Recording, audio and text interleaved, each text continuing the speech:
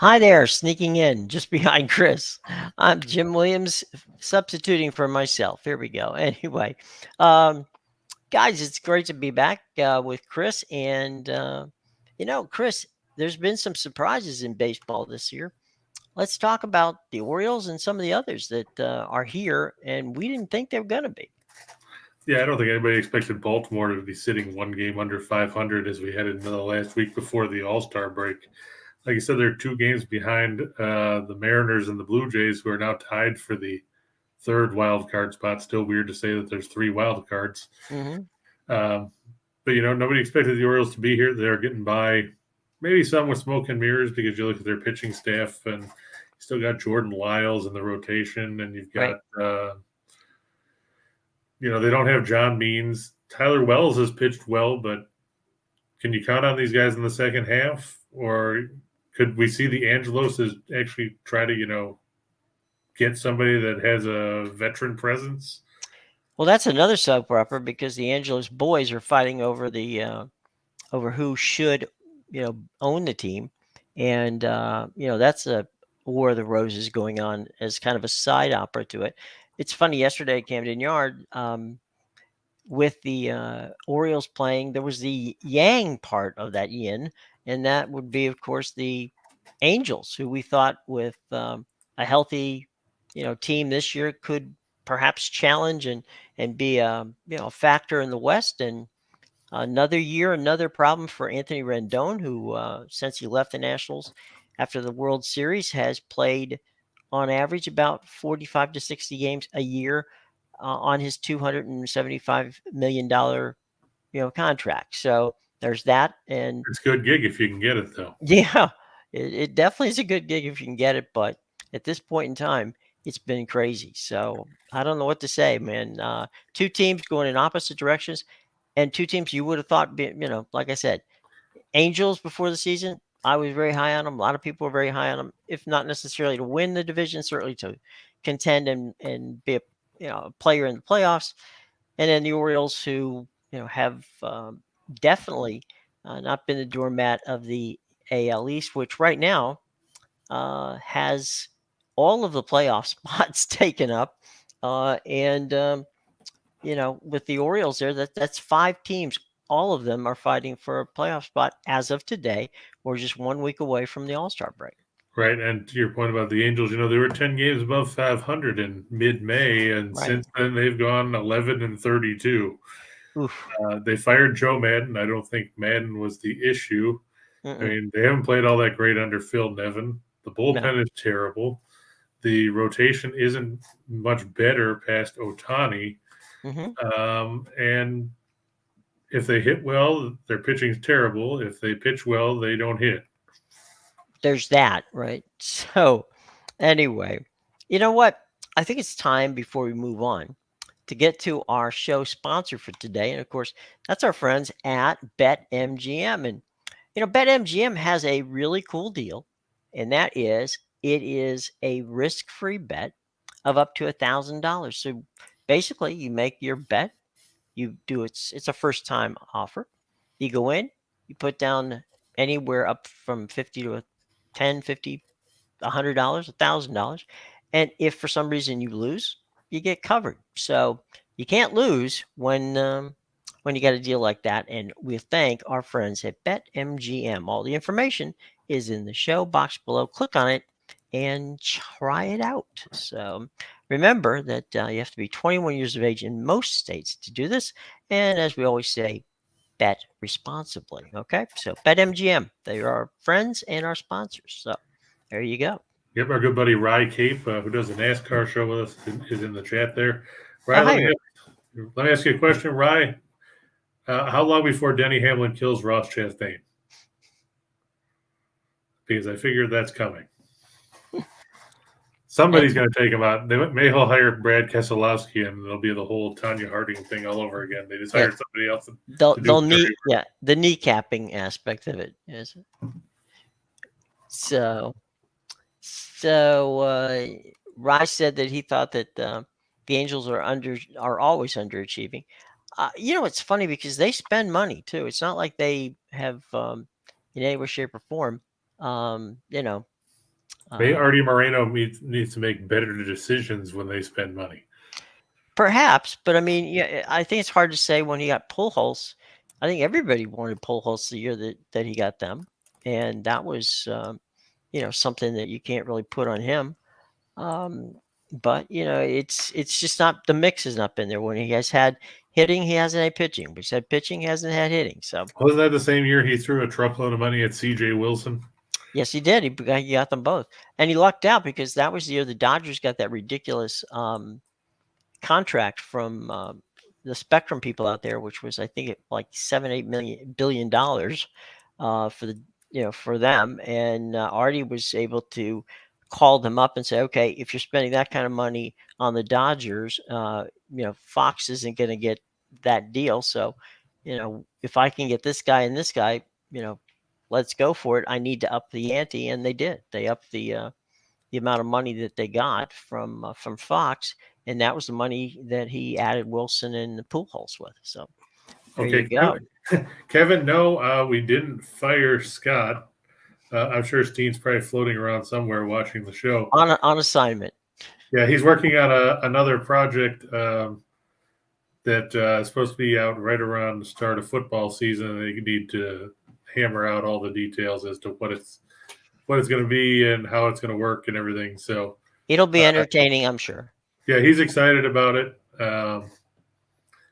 Hopefully, it'll work out and everybody will have a good time with it. But no, I enjoyed having Steen here. He's a good guy. Yeah, I mean, we worked together. I mean, we've both been here since 2016, 2017, somewhere around that. Mm-hmm. So it's disappointing, but he'll still be around. I'm sure he'll drop by from time to time when he's in the neighborhood. Not betting against the Royals or anything. All right, bud. Let's get to the games today. There's not a lot, but there's quality. That's what we like. If you can't have there's quality at the top, but that drop off is like walking off a cliff. Yep. See, Steen's already commenting in the chat. There he is. I'm sure Steen is very and Steen said, "All hail David Lee Roth." Right? He called you David Lee Roth the other day because you called himself right. Sammy Hagar. That's right. Well, we miss him, both of them. And here we go, boys and girls. We're going to Major League Baseball today, and let's start with the Mets and the Braves. Now, this is a pretty good setup because the Braves have been playing really well lately, and we got the Mets. Yeah, the Mets still lead the National League East by a game and a half. They lost yesterday in a pitcher's duel where nobody wanted to score for the first 9 innings. So both teams wasted stellar performances from their starting pitchers as Sandy Alcantara and Taijuan Walker both threw 7 scoreless frames before the Marlins broke through with 2 in the 10th to win 2-0 over New York. Atlanta comes in off a 4-3 win in 12 innings against Washington in a game where they couldn't put up runs when it mattered, so they had to go to extras. It's going to be a good matchup here with, of course, Max Scherzer taking on Max Fried in battle of the Maxes. So the only thing is, can we get max headroom out of the bullpen for one of these teams? I'm going to lean towards the Mets here. I know Atlanta's played well of late, but I like Scherzer a little bit more than I like Fried at this point. Rye says he's on the under. I'm guessing you took it at 7 because it was plus money, right? Because I know I saw it at 7, under 7.5, or they had 7.5 up earlier. I think it was minus 115. I've got it in one of the slides. But yeah, I think it's going to be a low-scoring game too. I mean, granted, both these teams can put up runs. The Mets tied for 5th in runs per game at 476. The Braves are 3rd at 478. But Atlanta didn't put up a ton of runs the last couple of games against Washington. And come on, we're talking about Washington. Jim, you're very familiar with the Nationals pitching staff. Yes, such as it is. Yes. And for Atlanta to score 2 runs, I believe it was on Saturday, and then they scored 4 runs, but they needed extra innings to get there yesterday. Right. Doesn't really inspire a ton of confidence in this being a high-scoring game. Like Rye just said, too, The Mets usually play well off a loss. You see 25-6 in their last 31 after a loss. They've also won 23 of their last 29 season openers. And the Braves, sure they've played well, but they've played a bunch of teams that aren't very good. Mm-hmm. They're just 2-5 in their last 7 against teams with a winning percentage above 600. The Mets are an underdog here. I'll take the plus money, and the Mets on the road to win the first game of this series. Max is somebody I've watched for a number of years, and I have to say that over the years against the Mets, he's against the Braves. I'm sorry, he's done pretty well. Um, Max's problem is he gives up home runs, but that's on the bad side. On the good side, there's usually nobody on base. But the last time that Max pitched for the Mets, which is first time back from the injury, they didn't score any runs. Literally, they didn't score Yep. a run for him. And we'll see. I mean, if it's going to be an interesting situation. So uh, we'll see how it works out. The Braves are a good baseball team and a hot baseball team. The Mets are going to have to. This is one of those things where this series could prove whether, early on anyway, whether or not the Mets are as good as advertised, or are the Braves going to, be able to get back in the race quickly and make the NL East a fun series from late July all the way up into the end of September. So we'll see how it all starts, and starts tonight. And we're moving on from the Mets and the Braves to. We're going to go to St. Louis, where the Phillies take on the Cardinals in the finale of a 4-game set. If you're St. Louis, you're wondering, where did our offense go? They were blanked Friday and Saturday. They struggled to score in the 4-game set with Atlanta earlier in the week. They scored a total of 7 runs. They scored 4 yesterday, but let's face it, you were facing Nick Nelson and the Phillies bullpen. Nobody's really impressed by that. That it took you to the 9th to walk off a win there. Now you got to face Aaron Nola, who's a lot better than his 5-6 record would indicate. He has a strikeout walk ratio of 8-1 over 111 and a third innings. Miles Mikolas, another guy that we could benefit from some run support. He's 5-7 with a 272 earned run average. I know if you just take a cursory look at his last 10 starts, you'd be like, what are you talking about run support? They scored 40 runs in those 10 games. Well, that's true, but if you take a closer look, 30 of the runs that they scored in those 10 games came in 3 of his starts.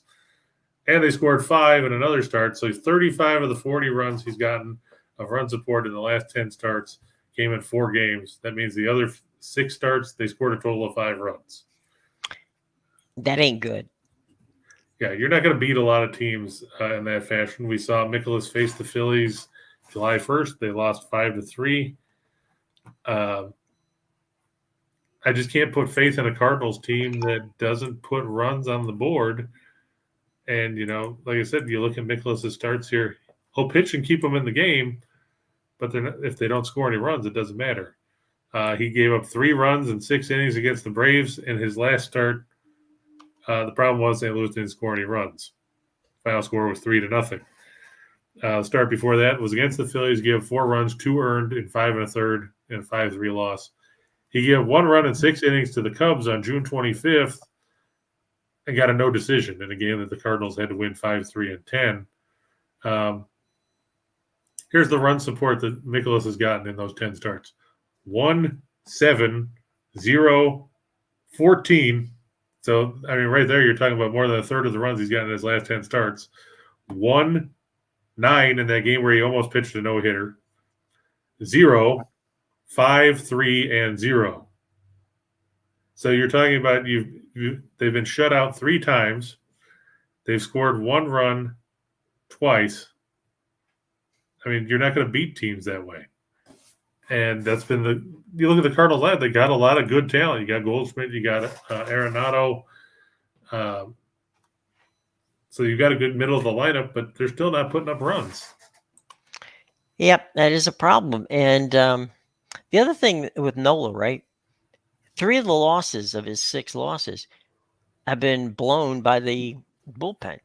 So, you turn the game over, you're winning, and then, an inning or so later, you're not. And that's been a problem for Nola. It's been a problem for the Phillies all year long. And seemingly, it's been a problem for the Phillies for the last 4 years. So, of all the things, they keep signing all these wonderful players, but they're not signing a lot of good bullpen people.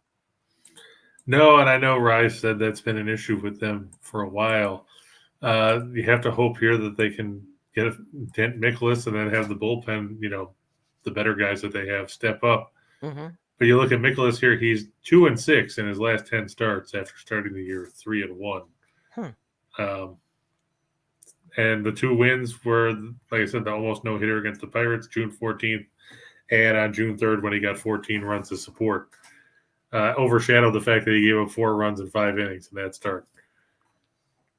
But That's other than that, not looking too good as far as supporting him on the mound.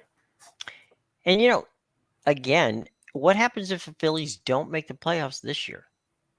What from that standpoint? I mean, it's always been a situation for the Phillies that you know they just keep saying, "Well, okay, we'll get it, we'll get it, we'll get it." It was the manager, it was Joe Girardi's problem.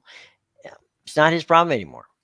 So I don't know who they're going to blame, but people in Philadelphia will find somebody to blame if they don't make the playoffs this year. Well, I mean, they won't blame. They probably won't blame Dombrowski. I'm still surprised that Sam Fuld is a GM because I just remember him as a pinch runner that would come in for the Cubs during the Lou Piniella years. Um, I didn't even know he had a front office job until I saw he's the GM and VP of the organization. That's a very unique situation because what is he? I mean, what has he done in the proverbial "what has he done for me lately" category? Not much. You can say that. Yeah, let's go for 2 for the money. See what's up on that. All right, we'll take a quick look. Whoops, where'd the screen go? There it is. There Yeah, you are. I'm going to take the Padres and the Rockies over 11.5. I liked it a lot better at 11, but at least I got it at 11.5 and not 12. Mm-hmm. Sean Manaea on the mound for the Padres against Jose Urena, the latest reclamation project in the case of the Colorado Rockies with Senzatella on the shelf and other issues with the Rockies bullpen. You look at Manaea's last several starts. In his last 5 starts, you've seen totals of 15, 17. There was the off game of 5 against the Diamondbacks, 13 and 10. Not really the numbers that you want to see if you're looking for a low-scoring game. He's had his issues. Urena made his first appearance with the Rockies on July 6th against the Dodgers. Lost that game 2-1. Now, if you think that Jose Urena is going to throw another game like that, I got a bridge to sell you because the odds of him giving up a run at over 6 2/3 very slim. I mean, let's face it, this guy's bounced around the majors for a while. Hasn't really been good anywhere. He pitched in Miami. He's pitched in Detroit. Career record of 36 and 54 and a 473 earned run average. Not gonna buy into the one start he had against the Dodgers. I think this one's gonna be a high scoring affair. You look at the Padres, very good at scoring on the road. They don't do jack at Petco Park, but on the road, 5.11 runs a game. That's second best in the majors. And if there's one thing you know about the Colorado Rockies, Jim, it's they don't score on the road, but they score at home. Good point. 5.77 runs a game at Coors Field, leading the majors by almost 3/4 of a run when it comes to production at home. On the flip side, if you're a Rockies fan, A, I feel bad for you. B, they give up runs like there's no tomorrow at Coors Field. They have a collective earned run average of 5.61 at Coors. That's worst in the majors. Just real quick about the San Diego situation. When you play in San Diego, you've got that problem with regard to the marine layer, which kind of keeps the balls from going anywhere at this time of the year. But some good news for Padres fans. After the sometime in late July as they start into August and that layer starts to fade away and the balls seem to jump a little better. By the way, did anybody see the alternate uniforms of the San Diego Padres that look like, some they were green, they were green, pink, Yeah, and yellow, I it think. looks like Something like somebody threw a bunch of highlighters in a washing machine and they exploded. right. It was like a kid in the elementary school was drawing something and drew up their uniforms. That was just of all the uniforms, and there's some pretty bad ones out there. That Yeah, was I'm not was necessarily a fan of most of the City Connect uniforms. I know yeah, I saw Scott Steen's son seemed to be a fan of the Padres ones. I, they just look weird to me. Like I said, it's like somebody threw a bunch of highlighters in the wash. right. I Tim Earl in the house from Game Time Decision with his brother Nick and of course Detroit Lenny, the hardest working man in showbiz. That's right. Always good to have Tim in the house. So it's funny. I do like. I'm not crazy about the unicolor of an all black uniform, but I do like the White Sox alternate that says Southside on the jerseys. That I think is pretty cool.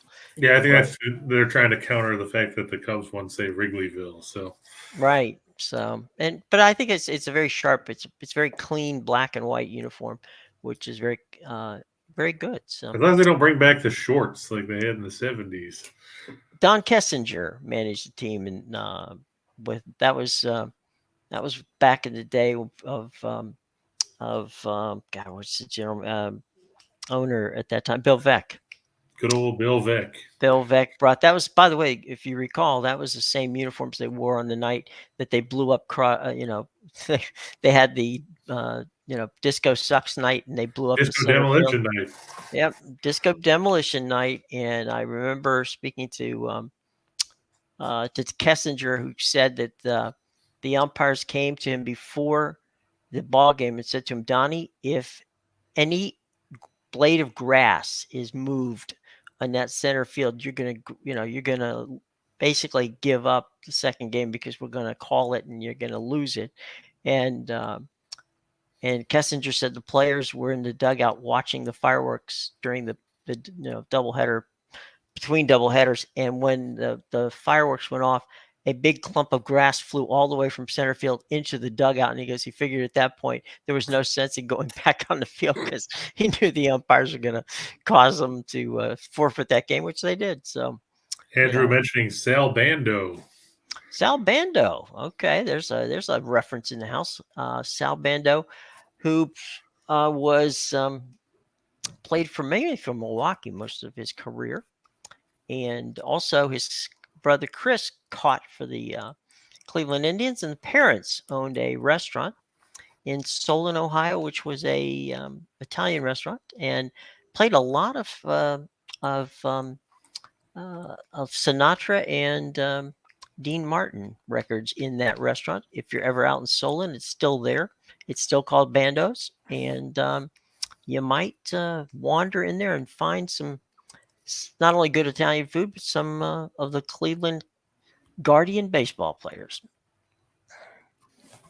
There you go. Speaking of the Guardians, I'm going to take them over the White Sox. I like Cal Quantrill a little bit better than Lance Lynn at this point of the year. Lance Lynn, we use the phrase a lot, but he's kind of like a box of chocolates. You don't know what you're going to get when he's out there. True. He'll follow up a decent start with a dud. He's made 5 starts since coming off the IL. 1-1, a 5.33 earned run average. Not really inspiring when you get right down to it.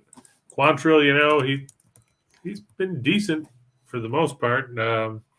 He had a couple of rough starts, but part of the problem is that the Guardians can't provide decent pitching or decent fielding half the time. He took the loss against Detroit in his last start last Tuesday in a game where he gave up 6 runs in 4 innings, but only 3 were earned thanks to that aforementioned great fielding work. I just don't have a ton of faith in the White Sox. Tony La Russa, you have to wonder, has the game passed him by? Has he just gone, senile? I mean, he's made a lot of questionable decisions. I know a lot of people thought he would have been fired by now, but that hasn't happened. And speaking of managers being fired, Jim, why did Davey Martinez get an extension in Washington? It's not Dave's fault that they didn't give him enough players to field a competitive team. Um, right now, in that case of Washington, they are waiting for an imminent sale. They're going to sell the franchise. The Learners, who have owned the franchise since they bought it for $450 million back in 2005, right after they moved the team to from Montreal. Unfortunately, and the Learners have been good owners. Unfortunately, what happened is that Ted is now in his 90s, and his son Mark had cancer, which is, I'm not saying anything out of school. Everybody in the area knows that, and actually even had to have one of his legs amputated. So he's not been in good health. So the family has decided that it might be the best thing to do to sell the team. And To Dan Snyder. I didn't say that, and that is not going to happen. So there's six major groups that are looking at the team, and we'll find out. But my guess is that by this time next year, there'll be a new ownership of the Nationals. And speaking of teams with ownership and things like that, have you heard anything new about what's going on in St. Petersburg regarding a new stadium with the Rays? Basically, the new mayor of St. Petersburg wants to take and renovate the area which is around Tropicana Field, and basically the Rays have a deal whereby whatever's developed in that area, they would receive 50% of the revenue based on them helping to build the stadium and putting in money. So that's the only deal on the table in Tampa, St. Petersburg for the Rays to stay.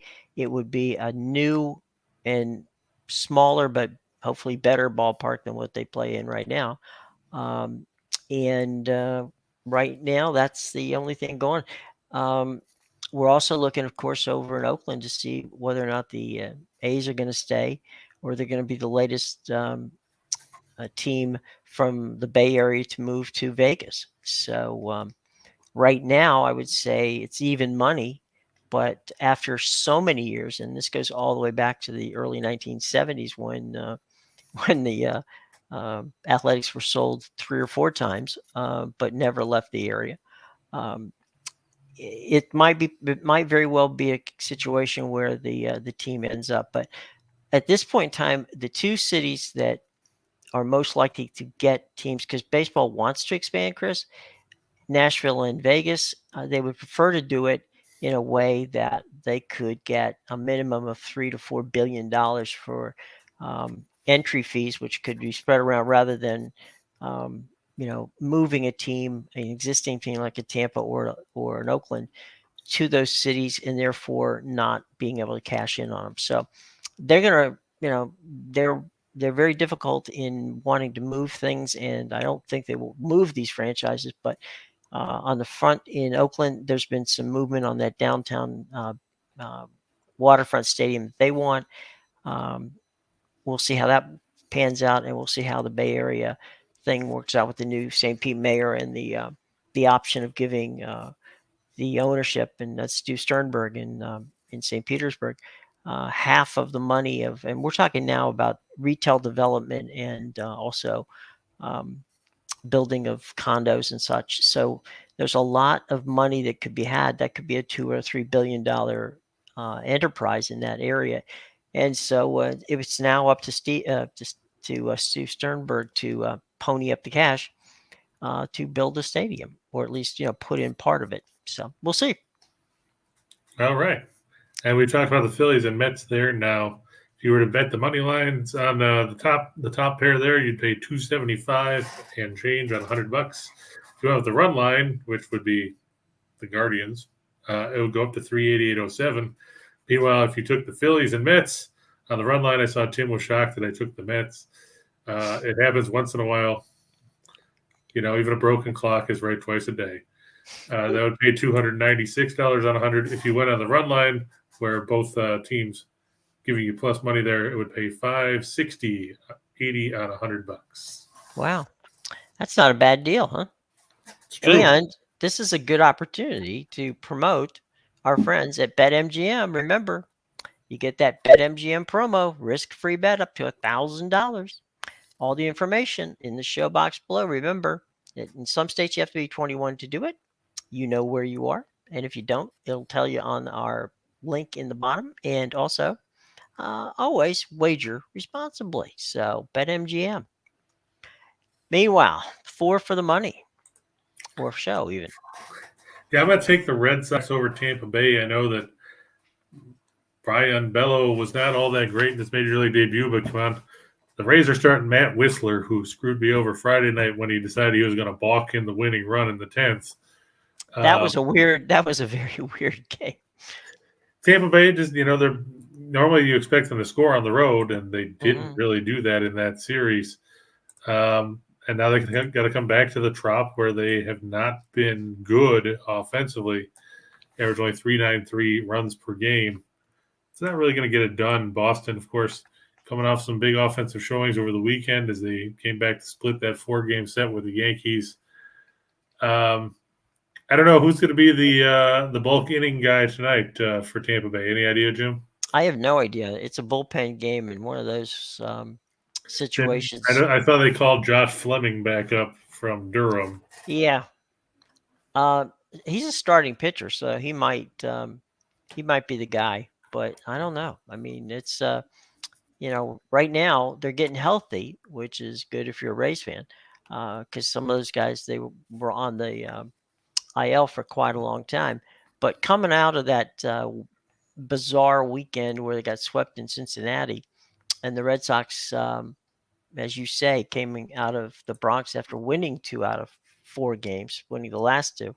And last night's game was a weird one where, basically the Yankees did their everything they possibly could to help the Red Sox win that game. So yeah, I mean, this is basically a battle for second place in the AL East between the Red Sox and the Rays. The Rays would have to sweep them to get that second place back, um, and that's going to be tough. And you're right, the Red Sox have played well. So right now, the Red Sox absolutely they look like be the favorite tonight. Yeah, I'm gonna go with Aaron Nola over 6.5 strikeouts. I know Rye is very familiar with what Nola can bring to the table, and the Cardinals have not looked good at the plate over the past week to 10 days. Plus, you're getting plus money on it if you went to 5.5. I think it was like minus 148 or something like that. And, nobody wants to really throw around that kind of money or throw away that kind of money on that part. So I think Nola can get to 7. He's had 8, I think, in 3 of his last 5 starts, something like that. So he should be able to get past 6.5. The Royals and the Tigers, I know Steen somewhere is going, yeah, good on you, buddy. I wouldn't pick that game. Daniel Lynch facing Alex Fado, and guess what? I'm going to Fado the Tigers. It's game 2 of that doubleheader. Game 1 started about 20 minutes ago with Brad Keller going against Michael Pineda in a matchup that I'm sure literally dozens and dozens of people went to see at Kauffman Stadium. Finally, we're going to round that out with the Padres over the Rockies. I know Colorado scores a lot at home. I just don't trust their pitching. I think that's fair. And we got the payouts, which are interesting. Yep. If you bet the money lines on all those, it'd be 11.36, 68 on 100. If you were to bet the run line, back the Red Sox and the Royals and the Pods, pay you a little better than 25 to 1 on your $100. Yep. See, there you go. There's Steen. Good on you, buddy. I wouldn't pick that game. There it was. Told you. And he's right. So there you go. All right, let's go for the entire big board because I know that there's a lot of interesting stuff here on this one.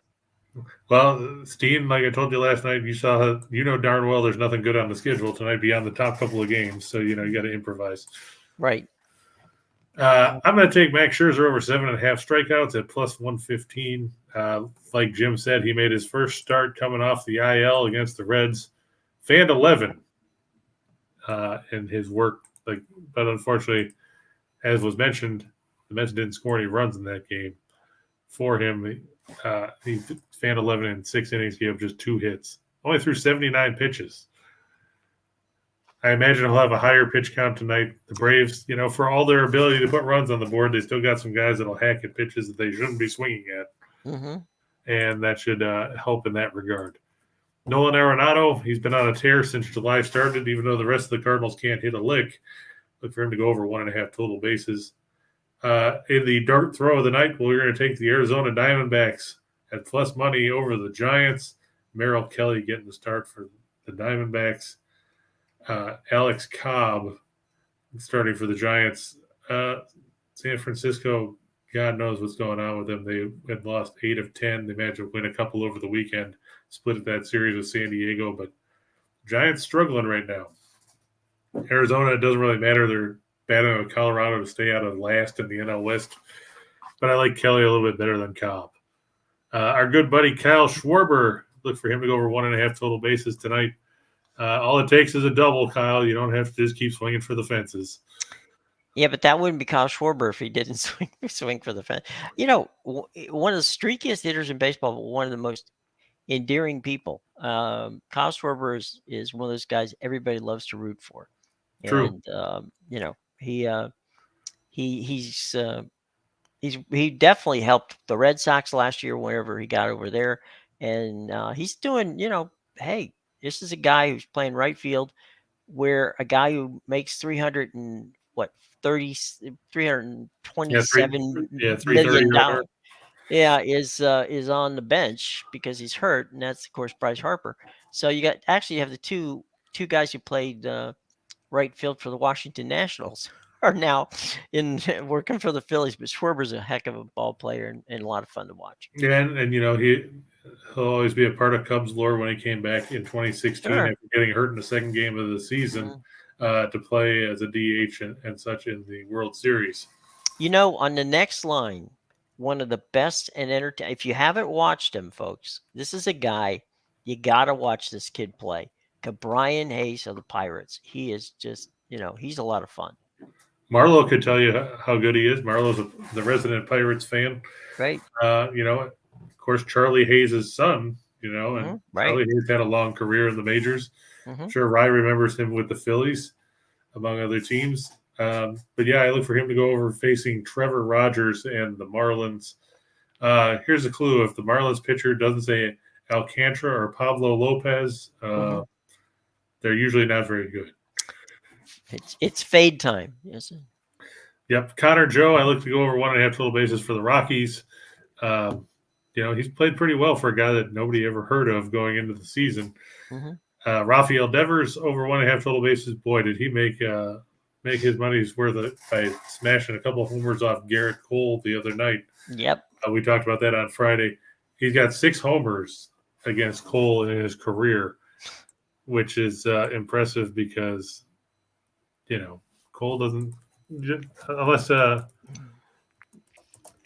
trying to think what his actual numbers are for his career against him besides the 6 homers, but I know that he just seems to own Cole, and it's one of those things where it's like, what do you do about that? Yeah, there you go. There's a stat that says Cole's issues against Devers are historic. Okay, in 25 plate appearances, he's given up 6 homers. Oof. He's got a 304 batting average, a 360 on base, and a 1087 OPS. So I'd walk him. Yeah, I mean, might as well. He's going to get on base one way or the other. Might as well make it first. And look, James S. is excited that you're here, Jim. Look at that. You got like 7 exclamation points. Look at what we did for you, James. He didn't say yo or anything. That's his usual entrance. Right. It's good because remember, he's always been the one who always said, hit the like button and subscribe in the bell. And so, James, in your honor, as you see scrolling below, there's a be sure to hit the like button, subscribe, and hit the bell for notifications. So good to be in the house, Jim. Good to be here. All right, look at that. We're down to. Are we at the Phillies and the Cardinals yet, or is it? Well, yeah, I'm just going to touch on Sean Manaea real quick. I think he'll get over 4.5 strikeouts. I know it seems that Coors Field suppressed the strikeouts. I guess maybe breaking balls are a little flatter and all that, but Yeah. It's Colorado. I can't trust their lineup to not swing and miss at some stuff, especially towards the bottom of the order. Hmm. Phillies card, they like to stay under 7.5. I mean, we haven't seen much in the way of runs in this series. I mean, we saw 2 on Friday, we saw 1 on Saturday, or I might have those reversed. But I'm pretty sure that's how it went. And then we saw 7 yesterday, and that still took a walk off. Hmm. Um, and then finally, I look for the Mets and Braves to stay under 7.5. I don't expect a lot of runs here. I know Rye said he's got it. He took the under 7, Hmm. which is always a possibility as well. I like to give myself a little bit of a cushion to dodge a push. I know you're paying a little bit extra there because I think under 7 probably is plus 100, give or take. But I'll take the extra. I'll give the little bit to see if they, if they get to 7, then we can still come out on the positive side of the Hmm. equation. Potential money lines on the bets are pretty impressive. Well, that's what you have to chase a bunch of numbers that are weird and stuff to get to because nobody wants to go. Well, you're taking Dansby Swanson to go over half a total base at minus 215 or whatever. Because I'm pretty sure that the number was something like that this morning. Because God knows why they put it up for half a base for the guy that's hitting as well as Swanson has. How do you get half a base? Well, that way that you can't get a push. I understand, but what rationale is a half a base? What is the definition of half a base? I'm sorry, I'm ignorant in that regard. Well, no, there isn't one. That's why they just said it so that way it's either it's like a coin flip. It's heads or it's tails. There's no third option. You Oh, can't push on. You can't push on a no, total I base. understand from a gambling standpoint why you would have half a base. I was just curious as to what constituted a half a base. Is Nothing. that okay? I thought it was one of those things where the old tie goes to the runner, or it's so close they have to go to New York and they decide, okay, in New York they go, sorry, you're out, or oh, sorry, you're safe. So basically, it was an umpire's call gives you half a base. No, So nothing like that. okay, no more than they just don't want to lose. Okay, so fair enough. Man, the run line is like a lottery pick. Yeah, I mean, and there's only the one change there, and that's the Diamondbacks game. If you had the faith in saying that the Diamondbacks would, cover the run line against the Giants, I put up the reverse run line since the Diamondbacks are an underdog. You could take if you had gotten them at plus 1.5. I think it was the line would be instead of plus 220. It's I think minus one. Let me take a look. Because I was looking at it earlier. At plus 1.5, it's minus 150. But I always try to put it up there where if I'm going to pick a team to win, I might as well pick them. To put the number up there for the run line, Mm-hmm. where if they were going to win, so they'd have a chance to cover that. So Well, if you were to take the 1.5 as opposed to giving it, it would be minus 150 on the Diamondbacks as opposed to plus 220 for them winning by 1.5. well, tomorrow, as you said in the pre-show, that not a lot of the marquee teams will be playing, but tomorrow the marquee teams will be back, and we're only that'll make it 1 week from the All-Star game, and that should be pretty a pretty good game. I mean, we got some pretty good stars in that All-Star starting lineup, and we'll be checking in on all that kind of stuff and some of the other fun stuff. Any final thoughts there for today, Chris? Yeah, tread lightly with this schedule. Obviously, when you're looking at the schedule and Yeah. there's 2 really good games and then a bunch of games where you're like, I don't really like any of these teams. Oakland and Texas, nobody's going to be thrilled by that. Nobody's going to be overwhelmed by both games of Detroit, Kansas City, or Pittsburgh, Miami. So tread lightly, don't chase something that's not there. Like you said, tomorrow we'll see the Yankees will be back, the Angels, the Astros, the Dodgers, all the teams that everybody likes to follow and chase after and throw money at. And the Orioles will be on the north side of Chicago, try to extend their win streak to 9 tomorrow as well. I mean, it's weird when you look at the hottest teams in baseball right now. They're the Mariners and the Orioles.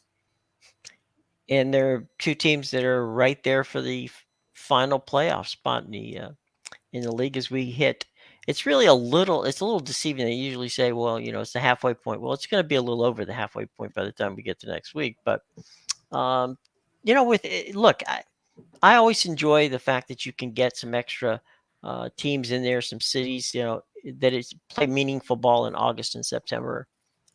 It's good for the game. I know a lot of people don't like the extra playoff teams, but you know what? It does make life a lot more interesting in a lot of these cities that normally would be gone by this time. Usually at this time of the year, the Orioles are mathematically eliminated, but it's good to know that True. they're back in the hunt. So there you go, boys and girls. So until tomorrow, any more questions from the class before we get out of here today? See anything out there, No, Christopher? Sly asked if his eyes deceive him. Apparently, he forgot that you were going to be back. Well, it's good to see you, Sly. Hope all is And well. James, I can't wait till we get to college football either. Yeah, me too. God knows who will be in what conference, but we definitely will. Indeed, I'll tell you what. We'll tease you some stuff tomorrow on some things that we're working on for those college football conference situations. And What's going Marlo, on? I like the over with the Rangers and A's. You look, Adrian Martinez not good. Spencer Howard definitely not good. 6 homers allowed in 10 and 2/3. I know the A's don't score a lot, but God, if you can't score against bad pitching, you got problems. There you go, boys and girls. All right. Well, thank you all for joining us. It's nice to be back with Chris, and we will see you down the road. Everybody have a nice night. And as Chris said, be careful out there. There's some interesting games, but there's also some potential potholes in the street. So enjoy your night and come back tomorrow and let us know how it went. Until then, for Chris King, I'm Jim Williams saying so long.